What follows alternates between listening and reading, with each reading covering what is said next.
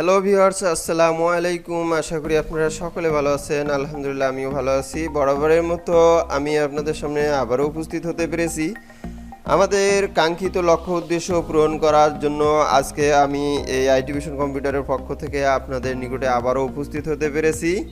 তো ভিউয়ার্স, যারা এই অনলাইন ডট চ্যানেলটিকে ভালোবাসেন, যারা চ্যানেলটিকে সাবস্ক্রাইব করেন এবং যাদের ভিডিওগুলো ভালো লেগে থাকে একটা করে লাইক দেন এবং বিভিন্ন কমেন্টস আমাদেরকে জানিয়ে দেন।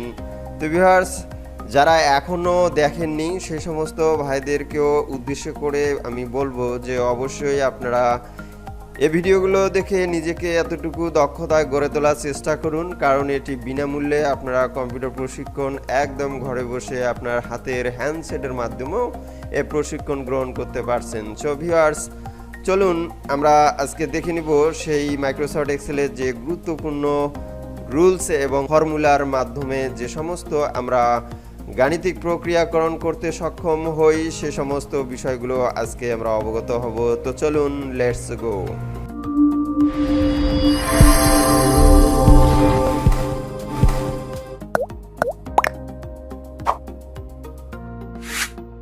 ভিউয়ার্স, আপনারা দেখতে পাচ্ছেন এবার আমরা অবশ্যই এই ইন্টারফেসে কলাম ABCD এবং এখানে 1 2 3 4। তো আমি যে বিষয়টি প্রথমে আপনাদেরকে দেখিয়ে দিব সেটি হচ্ছে যে আমি এখানে একটি সেলে ক্লিক দিলাম। তো এই সেলের মধ্যে আমি একটি যোগ অঙ্ক করব। সাধারণত আপনারা জানেন যে একটু ভাবেন, আপনার মোবাইলে যদি কখনো 20+20 যদি আপনি দিতে যান তাহলে দেখা যাবে যে আপনি কিন্তু মোবাইলের মধ্যে যে কাজটি করেন সেটি আগে এভাবে 20 লেখেন, তারপরে প্লাস চিহ্ন দিয়ে আবারও এভাবে 20 লেখে, তারপরে কিন্তু সমান সমান ইউজ করেন। ভিউয়ার্স, এখানে কিন্তু একটু মনে রাখবেন যে আমি এই শুরুতেই যে কথাটি না বললেই নয়, সেটি হচ্ছে যে এই মাইক্রোসফট এক্সেলের যে বিশেষ কিছু নিয়ম রয়েছে, এই নিয়ম অনুপাতে যদি আপনাদেরকে এতটুকু ধারণা দিতে যাই তাহলে কিন্তু অবশ্যই আপনাদেরকে বলবো যে এখানে এক্সেলের যে কোনো অঙ্কের ফর্মুলার শুরুতেই আপনারা ইকুয়াল ব্যবহার করবেন। সো যেমন দেখুন যে আমি এখানে একটি ইকুয়াল ব্যবহার করলাম, এরপরে আমি এই 20 টাইপ করলাম, এরপরে আমি প্লাস দিলাম, এরপরে আমি আবারও 20 দেওয়ার পরে দেখুন আমরা মোবাইলে এই উপরে যে অঙ্কটি আমরা তৈরি করেছি ঠিক এভাবে ইউজ করে থাকি এবং আমরা কম্পিউটারে এক্সেলের মধ্যে যে ধরনের অঙ্কটি করি তার কিন্তু বিপরীতমুখী। তো এখানে দিতে হয় শেষে ইকুয়ালটি, আর এখানে ইকুয়াল সর্বপ্রথমে দিতে হয়। এরপরে কিবোর্ডে যদি আমরা ইন্টার প্রেস করি তাহলে আমাদের ফলাফল চলে আসবে একদম রাইট অ্যান্সার। ভিউয়ার্স, আমি এখানে দেখুন যে শুরুতে আমি 10 দিছি, ট্যাবের মাধ্যমে ডান দিকের ঘরে আমি কার্সার নিয়ে যাচ্ছি। পরে আমরা এখানে 20 দিয়েছি, তারপরে আমরা 30 দিয়েছি, এর পরের ঘরে কার্সারটি রেখে আমি এখানে 40 দিয়েছি, এর পরের ঘরে আমরা এখানে 50 দিয়েছি। তো দেখুন আমরা যদি এই 10 থেকে এই 50 পর্যন্ত যদি এই সংখ্যাগুলিতে যোগ করতে যাই সেক্ষেত্রে আমরা কোন সূত্রটি প্রয়োগ করব। মূলত আমরা গাণিতিকের বেশ কয়েকটি নিয়মে কয়েক ধরনের অঙ্কগুলো সাজাতে পারি কিংবা ফলাফল বের করতে পারি। তবে আমি আপনাদেরকে দুটি বিষয় দেখে দিব যেটি অত্যন্ত গুরুত্বপূর্ণ ও বহু ব্যবহৃত।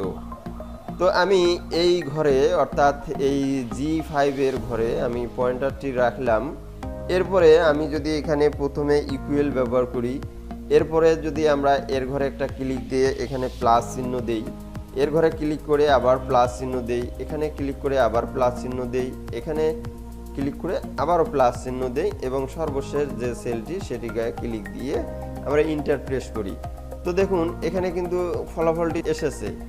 এবার যদি আপনারা একটু খেয়াল করুন যে আমি এই 10 থেকে এই 150 পর্যন্ত টোটালি আমি যোগ করব। এবার দেখুন আরেকটি নিয়মে, অর্থাৎ আপনি যদি ইকুয়াল দেন আর যদি কিবোর্ডের মধ্যে আমরা যদি দেখি SUM সাম লেখার পরে আমরা যদি ব্র্যাকেট দেই, এবার যদি আমরা এখানে প্রথম যে ঘরটি রয়েছে এর গায়ে একটা ক্লিক দেই তাহলে ওই ঘরের সেল নাম্বারটা দেখুন এখানে চলে এসেছে B5। আপনি যখন দেখতে পাচ্ছেন যে এখানে B5 চলে এসেছে, এবার কিবোর্ডে যে S2 রয়েছে আপনারা একটু প্রেস করলে এই যে ফোঁটা দুটো দেখতে পাচ্ছেন এটাও আসবে, উইথ এই লেখাটি ডাবল হয়ে যাবে, অর্থাৎ এখানে আবারও B5 আসবে। এটি মুছে ফেলার কোনো প্রয়োজন নেই, কারণ আমরা যখন সর্বশেষ সেল নাম্বারটি গায়ে ক্লিক দেব, তো দেখুন আমরা ফার্স্ট সেল নাম্বার দিয়েছি ইস টু এখানে লাস্ট সেল নাম্বার। এর সর্বশেষ সেল নাম্বারে যখন ক্লিক দেব তখন অটোমেটিক কিন্তু এখানে যে B5 ছিল এটি কিন্তু অলরেডি চেঞ্জ হয়ে গেছে। তো এভাবে আমরা যদি আবার ব্র্যাকেট শিট কিবোর্ডে শিফট চেপে ধরে ব্র্যাকেটটি এভাবে ক্লোজ করে দিয়ে ইন্টার প্রেস করি, তাহলে দেখুন অনায়াসে এখানে কিন্তু অ্যান্সারটি সঠিকভাবে দিয়েছে। তো আরেকটি বিষয় হচ্ছে যে আমরা সাধারণত যদি ভাগ দেই তাহলে দেখুন দুটি সংখ্যার উপরে তো ভাগ হয় না। সো আপনারা যদি এখানে ইকুয়াল ইউজ করেন, এরপরে যদি 500 টাইপ করেন, এরপরে যদি আপনি স্ল্যাশ দেন আর এভাবে যদি ট্রেন দিয়ে ইন্টার প্রেস করেন, তাহলে কিন্তু অতি সহজে আপনি ভাগের এই সূত্রটি এই নিয়মেই করতে পারবেন। এবার যদি আপনাদেরকে বলি যে আপনারা বিয়োগ করবেন কিভাবে, কারণ বিয়োগও কিন্তু বহু সংখ্যার হয় না, বিয়োগ মাত্র দুটি সংখ্যার হয়। সেক্ষেত্রে আপনারা আবারও ইকুয়াল দিবেন এবং একটি সংখ্যা বড় সংখ্যাটি এখানে লিখে বিয়োগ চিহ্নটি আপনারা দিবেন। তো এই বিয়োগ দেওয়ার পরে আপনারা এখানে ধরুন যে পরবর্তী ছোট সংখ্যাটি এখানে তোলার পরে আপনারা জাস্ট ইন্টার প্রেস করবেন, সঙ্গে সঙ্গে কিন্তু দেখতে পারবেন যে অ্যান্সারটি সঠিকভাবে পেয়ে যাবেন। তো এক কথায় আমরা যদি আরও একটু খেয়াল করি তাহলে দেখতে পারবো, যেমন দেখুন যে আমরা এখানে যে সংখ্যাগুলো রয়েছে এই সংখ্যাগুলোর মধ্যে সবচাইতে ছোট সংখ্যা বের করব। তো এক্ষেত্রে আমরা কি করব, এখানে একটি ইকুয়াল ব্যবহার করব, আমরা MIN টাইপ করব, এরপরে আমরা ব্র্যাকেট দেব, ব্র্যাকেটটি দেওয়ার পরে আমরা প্রথম যে সেল নাম্বারটি রয়েছে এই সেল নাম্বারটি ক্লিক দিয়ে আমরা এখানে নিয়ে আসব, এরপরে আমরা শিফট বাটন চেপে ধরে এই ইস2 নিয়ে আসব। এভাবে ডাবল হলেও কোনো সমস্যা নেই। এরপরে সর্বশেষ যে সেল নাম্বারটি এর গায়ে ক্লিক দিব, এরপরে আমরা এখানে ব্র্যাকেট ক্লোজ করে দিয়ে ইন্টার প্রেস করে দিব। দেখবেন যে সবচাইতে যে ছোট সংখ্যা 10, দেখুন এই 10টি এখানে ফলাফল দিয়েছে। তবে মনে করেন না যে এখানে অল্প একটু, এটা তো ব্যাপার না, কিন্তু ব্যাপারটা একটু ভেবে দেখেন, যেমন ব্যাংক, বিমা বা বিভিন্ন বড় বড় সেক্টরে আপনি যখন একটি জব করবেন তখন হাজার হাজার লক্ষ লক্ষ হিসাব থেকে আপনাকে বলতে হবে যে সবচাইতে বেতন কম কার, সবচাইতে লোন কাকে কম দেওয়া হয়েছে, সবচাইতে কোন গ্রাহকের কাছে কম টাকা আছে, অথবা আপনাকে বলা হলো যে সবচাইতে কম অ্যামাউন্ট কোনটি। এই জাতীয় কিন্তু ফলাফল আপনি হাজার হাজার, তখন ওই হিসাবগুলোর থেকে বের করা কিন্তু সো টাফ হয়ে যাবে। সুতরাং সেই ক্ষেত্রে কিন্তু এই এক্সেলের সূত্রটি আপনাকে মাস্ট বি প্রয়োগ করে সঠিকভাবে আপনাকে অ্যান্সারটি নিয়ে আসতে হবে। তো ভিউয়ার্স, এবার আমরা যদি দেখি যে সবচেয়ে বড় সংখ্যা কিভাবে বের করব, তো সেক্ষেত্রে আমরা ইকুয়াল দিব, এরপরে আমরা এখানে লিখব MAX, আমরা লিখব ম্যাক্সিমাইজের ম্যাক্স, এরপরে আমরা আবারও ফার্স্ট ব্র্যাকেট দিব, এরপরে আমরা এখান থেকে দেখা যাচ্ছে, এরপরে আমরা এই ব্র্যাকেটটি ব্যবহার করার পরে আমরা এখানে প্রথম যে ঘরটি সেটির গায়ে আবারও ক্লিক দেবো, এরপরে আমরা ইস2 ব্যবহার করে এখানে লাস্ট এই সেল নাম্বারটি ক্লিক দিব, এরপরে আবারও আমরা ব্র্যাকেট ক্লোজ করে দিয়ে ইন্টার প্রেস করব। দেখুন বড় চমৎকারভাবে সবচাইতে বড় সংখ্যাটি কিন্তু ধরে নিয়েছে। যেমন দেখুন যে এখানে 10 থেকে এই 10 পর্যন্ত মাঝখানে এই যে 300 বড়, এটি কিন্তু অ্যান্সার সে সম্পূর্ণভাবে দিয়েছে। ভিউয়ার্স, এবার আপনারা একটু খেয়াল করুন যে আমরা যদি এখান থেকে অ্যাভারেজ বের করতে যাই, যেমন দেখুন যে 10, 20, 30 এভাবে প্রতিটি ঘরকে যদি সমপরিমাণভাবে আমরা ভাগ করে দিতে যাই, তাহলে কিভাবে আমরা এই অঙ্কটি ফর্মুলা ব্যবহার করব।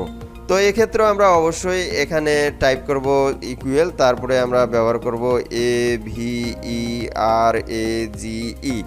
এই অ্যাভারেজটি টাইপ করার পরে আমরা আবারও এখানে ব্র্যাকেট দিব, এরপরে ফার্স্ট সেল নাম্বার, এখানে আবারও ইস2 দিব, অর্থাৎ অনুপাতে আমরা এই লাস্ট ঘরটি দিব। ভিউয়ার্স, আপনারা একটু ভালোভাবে দেখুন যে এখানে আমরা যে সূত্রটি প্রয়োগ করেছি সেটি কিন্তু মূলত আমরা শুধুমাত্র এই অ্যাভারেজের জায়গায় যোগের ক্ষেত্রে সাম দিয়েছি, বড় সংখ্যার ক্ষেত্রে এখানে ম্যাক্স লিখছিলাম, আর ছোট সংখ্যা বের করার জন্য আমরা মিন লিখছিলাম।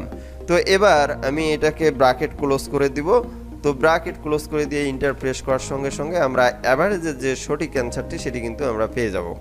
তো এভাবে আমরা যখন একটি বিষয় ফলো করব সেটি হচ্ছে যে এখানে আমরা বহু সংখ্যা গুণ হতে পারে। তো বহু সংখ্যা গুণের ক্ষেত্রে আমি যেমন আপনাদেরকে দেখিয়ে দিচ্ছি যে এবার আমরা দেখি যে 10 এর ঘরে 10 এর ঘরে 10 এর ঘরে 10, আমি এভাবে বহু সংখ্যা মনে করেন যে দিয়ে দিলাম। তো সেক্ষেত্রে সূত্রটা প্রয়োগ হবে, আমরা ইকুয়াল অবশ্যই আগে দিব, এরপরে আমরা প্রোডাক্ট PRODUCT। ভিউয়ার্স, আপনারা এই বানানটি অবশ্যই সঠিকভাবে লিখবেন, ভুল হলে কিন্তু অ্যান্সার দিবে না। এই ক্ষেত্রে আপনাকে পুরা বানানটি লিখতে হবে। যেমন ম্যাক্স লিখছিলাম 3টি অক্ষর, এখানে কিন্তু 3টি অক্ষর দিলে হবে না।